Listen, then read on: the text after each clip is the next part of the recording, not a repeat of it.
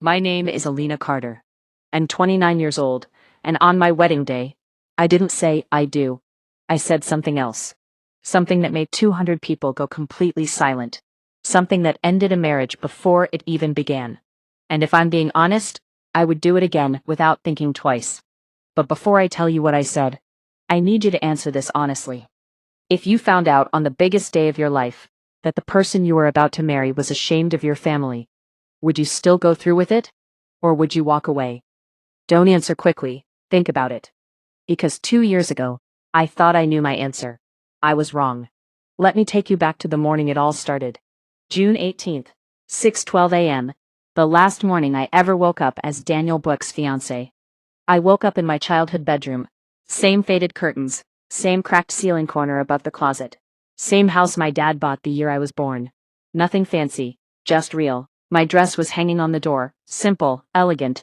Something I chose myself. Not designer, not expensive, but mine. And that mattered to me.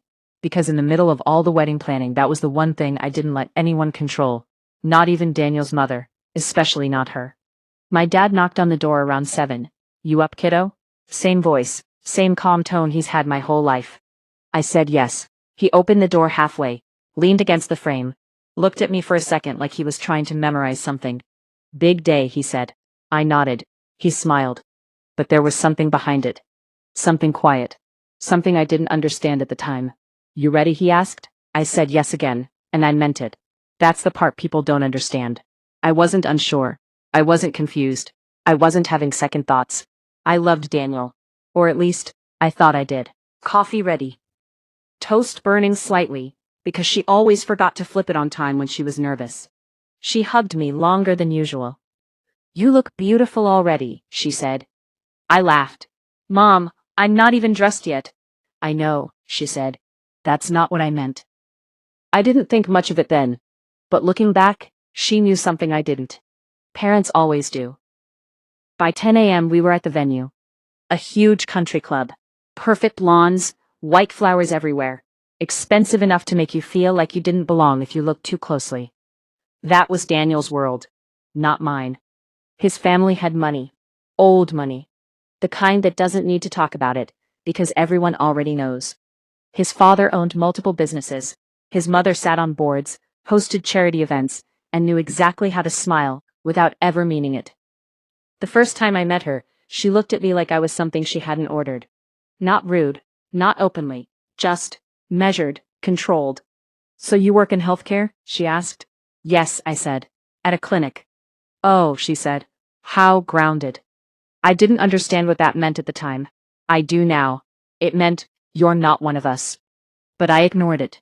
Because Daniel held my hand under the table that night. Because he told me, she'll come around.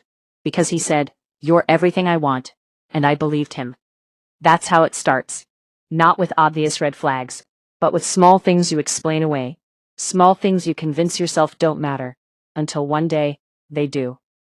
The ceremony went perfectly. Music, vows, applause, everything people dream about. I walked down the aisle, looked at him, and for a moment I thought, this is it. This is my life. This is my future. And then, reality caught up. After the ceremony, I stepped into the reception hall early, just to check everything. I don't know why. Maybe instinct. Maybe something inside me already knew. The room looked perfect. Tables set. Lights glowing. Everything exactly how it should be. Until I looked closer. Table 1. The front table. The most important table in the room. That's where our parents were supposed to sit. Both families, together. I walked over, picked up the place cards, one by one. Daniel's relatives, his family friends, business partners, important people, all sitting at the front. My parents weren't there. At first I thought it was a mistake, so I checked again. Then I checked the next table, and the next, and the next. My heart started beating faster. Not panic, not yet. Just something building. Then I found them. Table 15. The last table in the room, near the kitchen doors, next to the service area. The kind of table people don't notice, unless they have to sit there. Folding chairs, dim lighting, noise from the back. That's where my parents were assigned.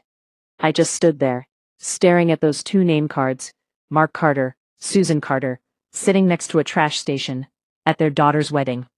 And in that moment, something inside me cracked.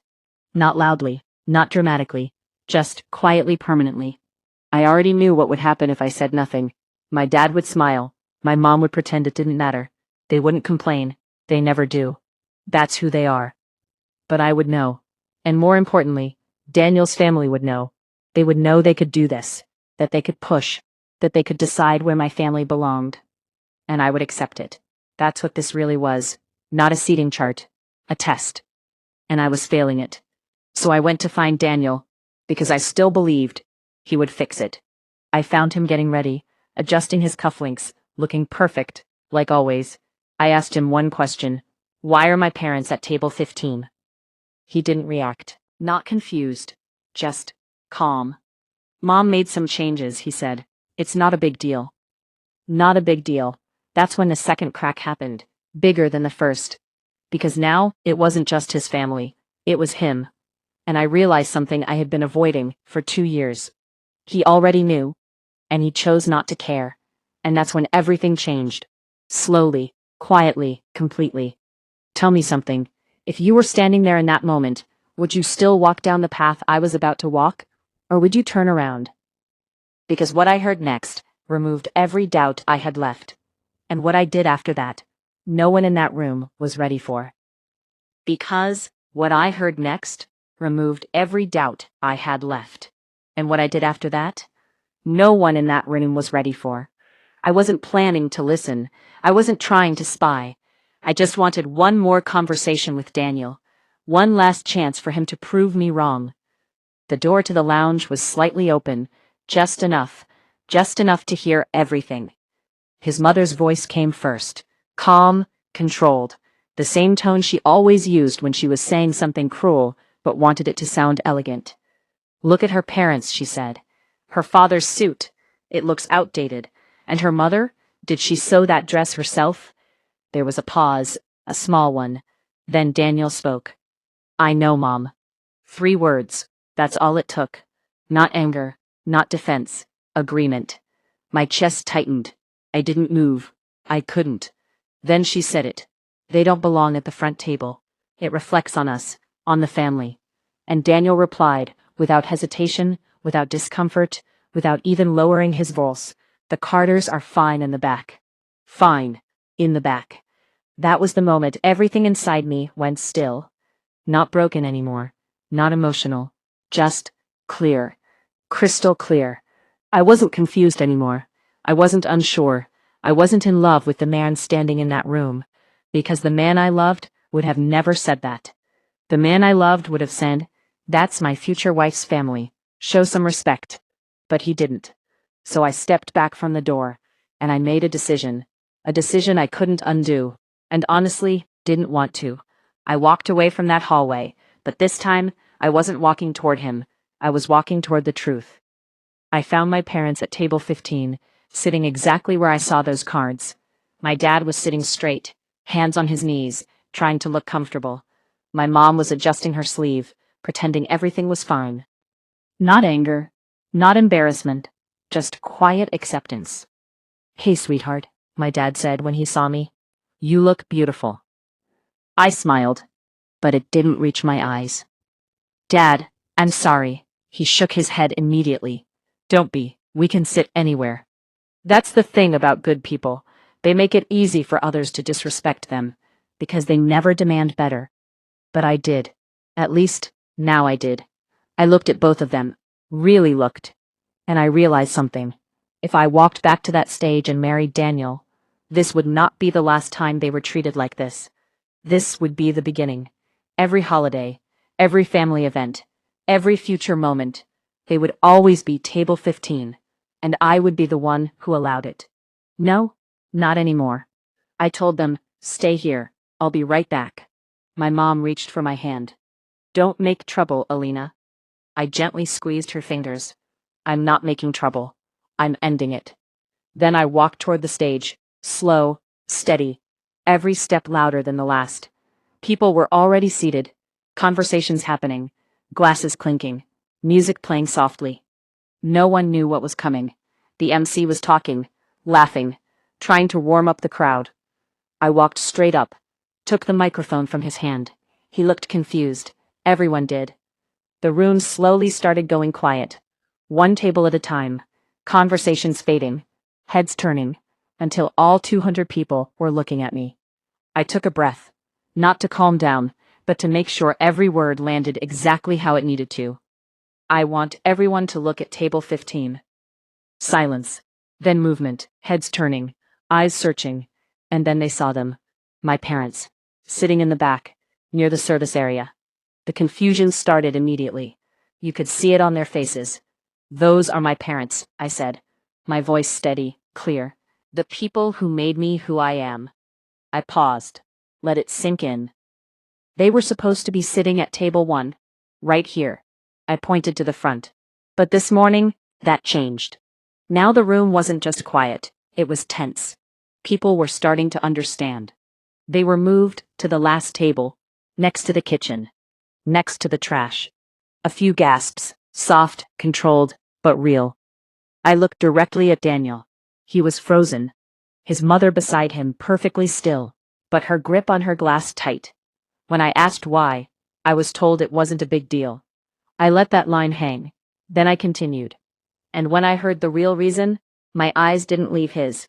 I heard the man I was about to marry say, "They're fine in the back." That was it. That was the moment the ruse shifted completely. People started looking at him differently. Not as the groom, but as someone they didn't recognize. He stood up. "Alina, stop." "No," I said. Calm, firm. "You had your chance." He stopped talking, because he knew there was nothing he could say now that would fix what was already said. I turned back to the room. My parents paid for this dinner. They saved for years. Every plate you're eating, they helped provide it. Now people were looking at their food, their glasses, their surroundings, seeing it differently. The reward for that was being seated next to a trash bin. This time, the reaction wasn't quiet. It was visible. Discomfort, shock, even anger. But I wasn't done. I was ready to marry into this family, to build a life with them. But I will not build a life where my family is treated as something to hide. I reached up, slowly, removed my veil, folded it, carefully, and placed it on the table beside me. That small action said more than anything else. This wedding is over. Complete silence. No music, no movement. Just stillness. I stepped down from the stage, walked past every table, past every stare, past Daniel calling my name, past his mother's voice rising behind me. None of it mattered. I reached my parents. My mom was crying. My dad stood up. I hugged them both. Right there, in that corner, in front of everyone. "Let's go home," I said. And we did. No looking back. Not once. That night, I sat in my childhood kitchen. Same table, same chairs, same life I thought I had left behind. But it didn't feel like going backward. It felt like coming back to something real. My phone kept ringing. Messages, calls, apologies, anger, regret. None of it mattered. Because the truth doesn't change once you hear it. And I heard it. Loud and clear. 2 weeks later, I found out I was pregnant. And yes, it changed everything. But not my decision. Because I didn't walk away from love. I walked away from disrespect. And I refused to raise a child in a place where that exists. Months later, my daughter was born. I held her for the first time. And I knew I made the right choice. Because she will never sit at someone else's table 15. She will grow up knowing exactly where she belongs. And that is at the front. With people who respect her. With people who value her. With people who would never make her feel small. So now I want to ask you again, after hearing the full story, did I make the right decision? Or would you have stayed? And if you were me, would you ever forgive him? Tell me honestly.